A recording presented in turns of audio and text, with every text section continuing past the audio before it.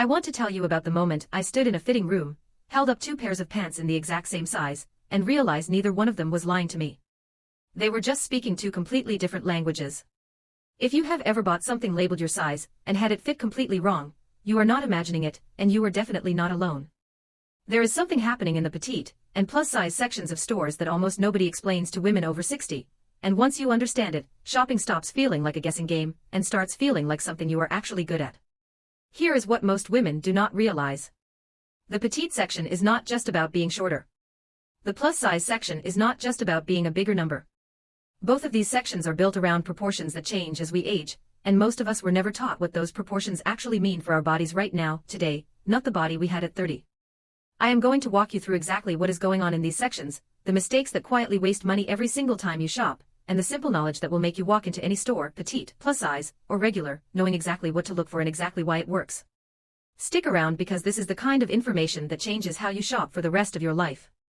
Welcome back to Radiant at Every Age, the channel built for women who want to look incredible without overspending, and without guessing their way through every shopping trip. If you are new here, I am genuinely happy you found us today. This channel exists because so much fashion advice out there simply was not written with women over 60 in mind, and we are here to change that one honest, practical video at a time. Welcome to the family. To my returning viewers, thank you for showing up again.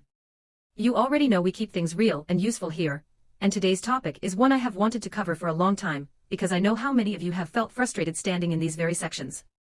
Let us get into it. Before we dive in, if you are not subscribed yet, please hit that button now and tap the bell so you never miss a video, because we cover topics just like this one every single week. And while you watch today, drop a comment and tell me, have you ever bought something in the wrong section by accident and only realized once you got home? I want to hear your story because I promise you are not the only one. Now let us get into it. Here is something that might surprise you. The terms petite and plus size were never actually meant to describe a body type the way most of us were taught to think about them. Petite refers to height and proportion, not weight. Plus size refers to a range of measurements that varies significantly from one brand to another, with almost no industry standard tying them together. This means two stores can both label something plus size and produce two completely different fits, and two women, who are both 5 feet 2 inches tall, might need entirely different things from the petite section depending on where their height actually sits, in their torso, their legs, or both. After 60, our proportions shift in ways that genuinely matter here. Posture changes slightly. Torso length can shift. Weight distribution often moves differently than it did decades earlier. None of this is something to feel discouraged about. It simply means the rules you learned about your size in your 30s may no longer be the rules that fit your body today, and nobody sends you a memo when that happens. Today I am breaking down exactly what is going on behind the scenes in both of these sections, what to actually look for, and how to stop wasting money on pieces that were never built for your specific proportions in the first place. Step 1. What petite actually means and why most women get it wrong.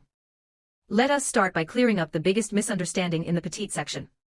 Petite has nothing to do with how slim you are. It is purely about proportion and height, specifically for women 5 feet 4 inches and under. Here is what nobody tells you.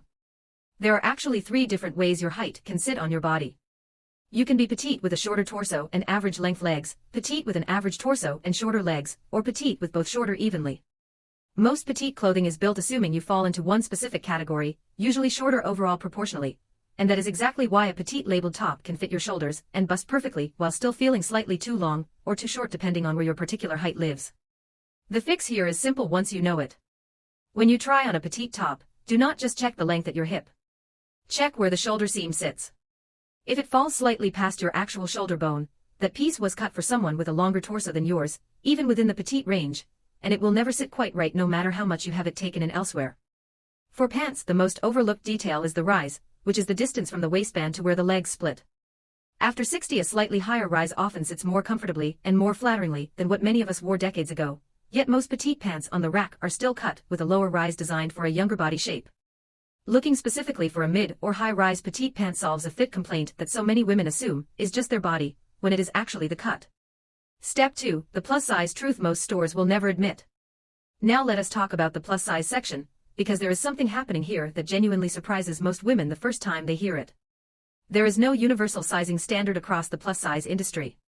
A size 16 in one brand can fit completely differently than a size 16 in another, sometimes by 2 or 3 full sizes worth of difference. This is not something happening because of your body. It is happening because brands each create their own internal sizing charts with very little consistency between them. This means the single most valuable habit you can build when shopping plus size after 60 is to stop relying on the size number entirely and start relying on the brand's specific size chart, which almost every brand now publishes either on the tag or online. Measuring yourself once, your bust, waist and hips, and keeping those 3 numbers saved on your phone will save you more frustration and more return packages than anything else I can tell you today. There is also something specific about plus-size cuts that changes after 60 that is worth knowing. Many plus-size garments are designed with significant stretch built into the fabric to accommodate a wide range of bodies within one size label. That stretch is wonderful for comfort, but it also means a piece can look completely different on the hanger than it does once it is actually worn, because the fabric is doing more shaping work than the cut itself. This is exactly why so many women feel disappointed when something looked structured in a photo but felt shapeless in person. It was never really about your body. It was about understanding that stretch-heavy fabric needs a belt, a layering piece, or a structured blazer over it to create the shape that the fabric alone cannot hold. Step 3, the section switching secret nobody talks about.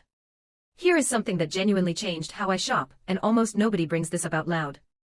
You are allowed to shop in more than one section, and after 60 this is often exactly what your body actually needs. It is incredibly common to need a petite length in the waist or inseam while needing a plus size width through the hip and thigh, or to need a regular length top while needing petite proportion sleeves. Brands rarely design for this overlap, which is precisely why so many women walk away from shopping trips feeling like nothing fits, when the real issue is that they were only looking in one section the entire time. The practical move here is simple. Try the same style across petite, plus size, and regular sizing within the same brand whenever it is available. Many larger retailers now carry petite plus sizing specifically, which blends both proportions into one category, and this single category alone has solved more fitting room frustration for women over 60 than almost anything else in recent years. If your usual store does not carry it, that is valuable information too, because it tells you to look elsewhere rather than assuming the problem is your body. I want to pause here for a second because I know this information is a lot to take in, but it is exactly the kind of thing that saves you money and frustration for years once you actually know it. If this is helping you see your shopping trips differently, go ahead and hit that like button right now. It genuinely helps this video reach more women who are standing in a fitting room feeling confused for no reason. And if you know a friend who always says nothing fits her right, send her this video today, because she probably just needs this exact information. Okay, let us keep going because there's more. Step 4, why fabric matters more than the size label itself. This next point quietly changes everything once you start paying attention to it. After 60, the way fabric behaves on the body becomes far more important than the number on the tag. A garment with even 5% spandex or elastane moves with your body throughout the day instead of holding a rigid shape that shifts uncomfortably as you sit, walk, and move. This single detail explains why 2 pieces in the exact same size from the exact same section can feel completely different by the end of the day. One was designed to move with you. The other was not. When shopping either section, petite or plus size, get into the habit of checking the fabric content on the tag before you even try something on. A blend containing a small percentage of stretch fiber alongside cotton, rayon, or polyester will almost always perform better for comfort and fit throughout a full day than something 100% rigid cotton or linen, even if the rigid piece looks beautiful on the hanger. This one small habit, checking fabric content before checking size, will change more about how your clothes feel by 4 in the afternoon than almost any other single shopping tip I can give you. Step 5, the return policy knowledge that saves real money. Here is the practical piece that ties everything together and genuinely protects your wallet. Because petite and plus size fit can vary so dramatically between brands, your return policy knowledge becomes part of your shopping strategy, not just an afterthought. Before buying multiples of anything to try sizes at home, check whether the brand offers free returns or store credit only, because this single detail determines whether experimenting with sizing actually saves you money or quietly costs you more in shipping fees and restocking charges. Many stores that specialize in petite or plus size offerings now offer extended return windows specifically because they understand how much fit can vary, sometimes 30, 60, or even 90 days instead of the standard 14.